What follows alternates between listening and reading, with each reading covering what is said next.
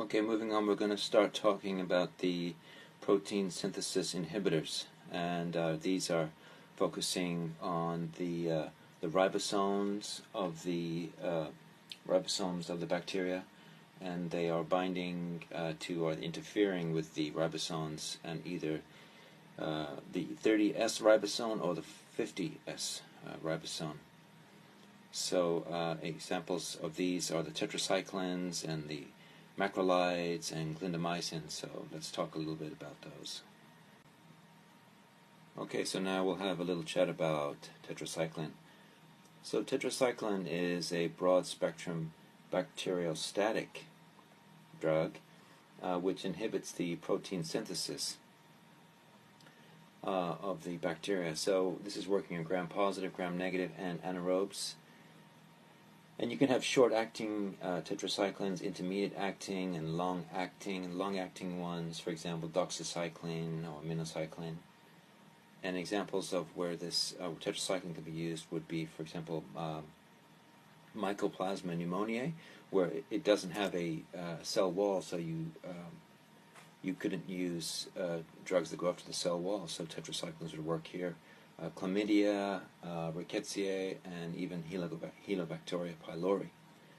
So it really has a broad spectrum, and some of the adverse effects you should think about are superinfection, where you'd have an overgrowth of bacteria, and hepatotoxicity, nephrotoxicity, venous thrombosis, photosensitivity, vestibular symptoms like calcium chelation.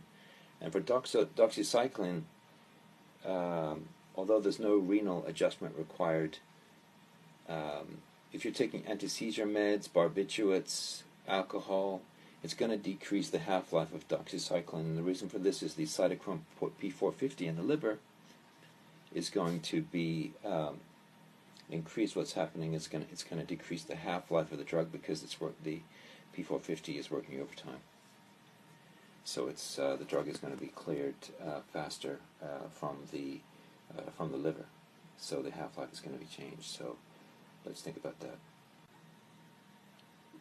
Okay, so on to the macrolides. So these may be used for strep or staph infections in patients who are allergic to penicillin and cephalosporins.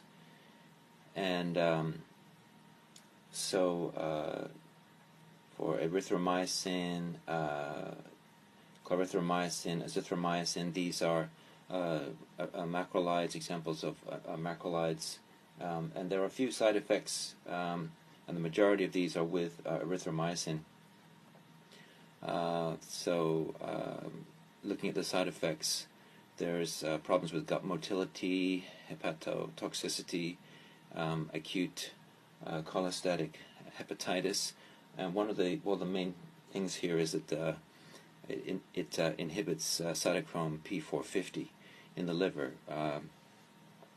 So it's not going to be metabolizing the drugs so well, so it's going to be a problem if you're taking theophylline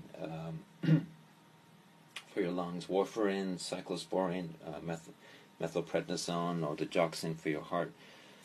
It's going to slow down the metabolism of these drugs. So those are the macrolides, and so let's move on to the next one.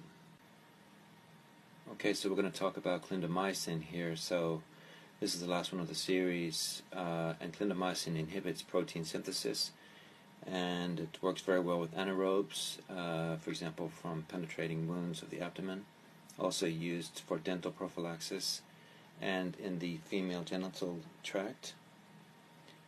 It's also used for intravaginal clindamycin is used to reduce preterm birth in women with abnormal genital tract flora.